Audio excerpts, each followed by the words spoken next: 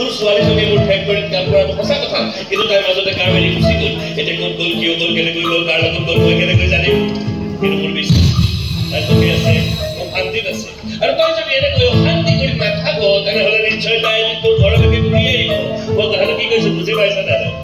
পাইছো পাইছো আপোনালোকৰ ডাঙৰ ডাঙৰ মানুহবোৰৰ কথা আমাৰ সৰু সৰু মানুহে বুজি পাবই লাগিব আমি বাধ্য ছাৰ আপোনালোকে কিন্তু আমাৰ কথা বুজিবলৈ চেষ্টা কৰিবচোন আমাৰ দুখ যন্ত্ৰণাৰ কথা এবাৰ ভাবিবলৈ চেষ্টা কৰিবচোন আমাৰ যে এই পৰিয়ালটো সা সম্পত্তি বুলিবলৈ কেৱল আমাৰ নিজৰ মানুহ কেইজনে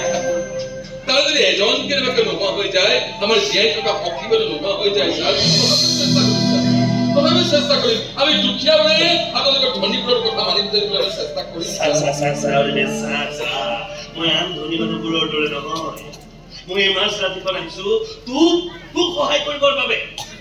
তাৰ বিনিময়ত তই মোক এটা সৰু সহায় কৰি দিব লাগিব মই থানালৈ যোৱাটো বাদ দিব লাগিব আপোনাৰ ঘৰলৈ অহা যোৱা কৰি থকাটো মই বাদ দিব লাগিব মোৰ ছোৱালীক মই একেবাৰে পাহৰি যাব লাগিব এইখিনি নহয় জানো ছাৰ কৰিম ছাৰ কৰিম আপুনি কওক মোৰ ছোৱালীজনী ক'ত আছে কওক ছাৰ কওক আৰে মই কেনেকৈ জানো তোৰ ছোৱালীজনী ক'ত আছে আপুনি জানে ছাৰ আপুনি জানে আৰু আজি এতিয়া মই একেবাৰে নিশ্চিন্ত হৈ গলো আপুনি সকলোখিনি জানে নহ'লে ৰাতিখন মোক বুজাবলৈ মোৰ ঘৰলৈ আপুনি কিয় আহিব ছাৰ এনেই মই কথাবোৰ ঠিকেই বুজি পাইছিলে বাৰু লক্ষ্যজিৎ বৰঠাকুৰ মোৰ নাম এই লক্ষ্যজিৎ বৰঠাকুৰে মিত্ৰতা পাহৰি গ'লেও শত্ৰুতা কিন্তু কেতিয়াও পাহৰি নাযায়